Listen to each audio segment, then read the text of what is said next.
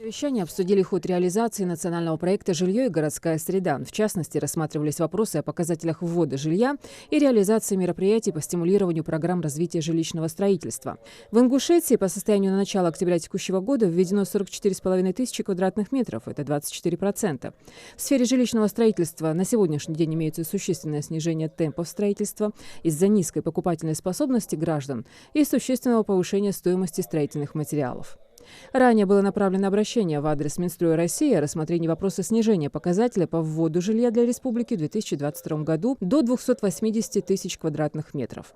В рамках реализации мероприятий по стимулированию программ развития жилищного строительства возводится школа в Яндре на 540 ученических мест, а также строится автомобильная дорога по улицам в Магасе. Риски срыва проекта отсутствуют. Также среди показателей региона были отмечены итоги реализации проекта формирования комфортной городской среды, в рамках которого в этом году из 34 общественных территорий в 9 муниципальных образованиях городов и районов республики уже завершены работы по 28 территориям.